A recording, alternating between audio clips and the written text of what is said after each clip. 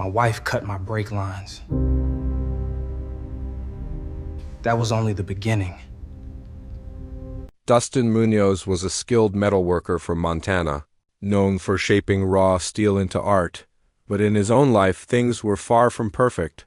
His marriage to his wife, Lori, had grown cold and distant over the last year, leaving a quiet tension hanging in their home. One crisp morning, Dustin was driving to a business meeting, his mind preoccupied with work. As he approached an intersection, he pressed the brake pedal.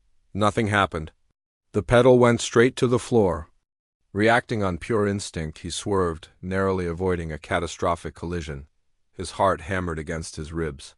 He had survived, but just barely. Shaken, he got out to inspect his car. What he found sent a chill down his spine. The brake lines weren't just damaged, they had been cleanly, deliberately cut. Someone had tried to kill him. His first thought was to check his home security footage. He had to know who did this. As the recording played, his blood ran cold. The grainy image on the screen showed a familiar figure crouched by his car in the pre-dawn darkness, a tool in their hand. It was Lori, his own wife. Before the shock could even settle, before he could process the betrayal or confront her, he drove home. But as he pulled into his driveway, he was met with the flashing lights of police cars. His house was a crime scene. An officer met him with a grave expression. Lori was dead. She had been shot, and the weapon found at the scene was Dustin's own registered handgun. In an instant, Dustin went from being a victim to the prime suspect. To the police, the narrative seemed simple: a marriage on the rocks, a jealous husband, a tragic act of violence. They saw a man who had every reason to want his wife gone. Dustin's world had been shattered twice in one day, first by his wife's betrayal and now by her death. He insisted he was innocent, that he was the one who was targeted, but his plays fell on deaf ears. As the investigation deepened, the picture grew more complicated. Detectives uncovered the strain in the marriage, but they also found something else. Large life insurance policies taken out on both Dustin and Lori had been spending a lot of time with her boss, a charismatic art gallery owner named Rolio Keith. Dustin had always been uneasy about Keith, sensing a manipulative streak beneath his polished exterior. He became convinced that Keith had somehow poisoned Lori's mind, turning her against him. Just as despair began to set in, a lifeline appeared. A young woman named Carrie, who worked with Lori at the gallery, reached out to Dustin. She spoke in hushed, nervous tones, telling him she suspected Lori and Keith were involved in something illegal. She believed the gallery was just a front, and that Keith had been using Lori for some kind of scheme. Her theory was chilling. When Lori became a liability, Keith didn't hesitate to eliminate her and frame Dustin for the crime. Her words gave Dustin a sliver of hope. Maybe he wasn't going crazy. The police, meanwhile, made a breakthrough. They discovered a storage unit rented under a false name, but the records linked back to Lori. Inside, they found a collection of notes, a journal of sorts, detailing a plot to kill Dustin. It confirmed his worst fears. But there was more. The notes also revealed that Lori wasn't acting alone.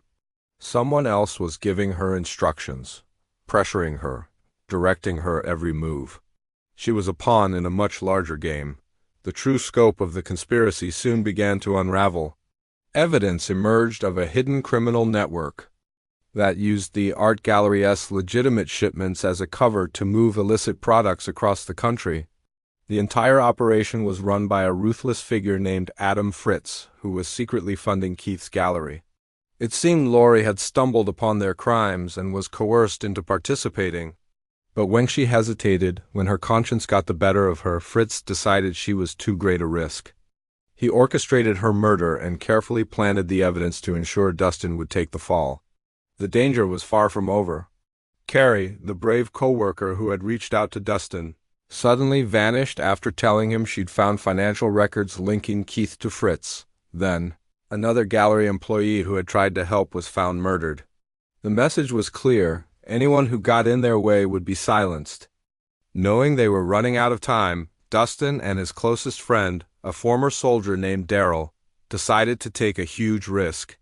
They broke into the gallery at night, searching for anything that could prove their case.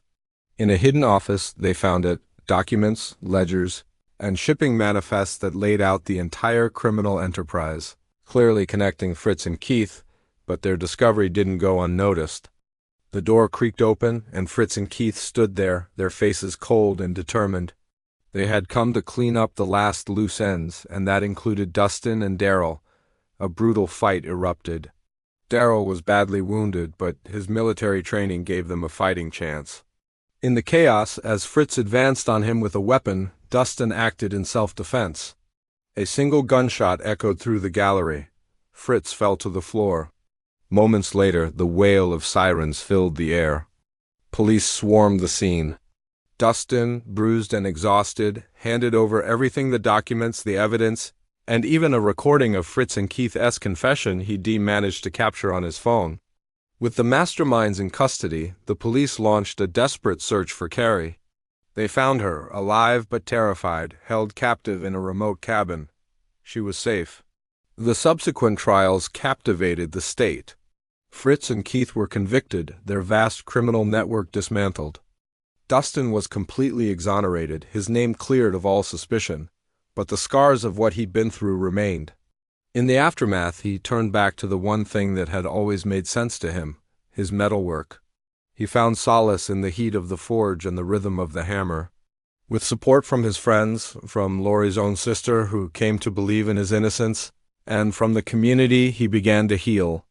He started creating memorial sculptures, pieces dedicated to victims of violence, transforming cold, hard steel into symbols of remembrance and hope. He even learned something years later that offered a strange, unsettling comfort.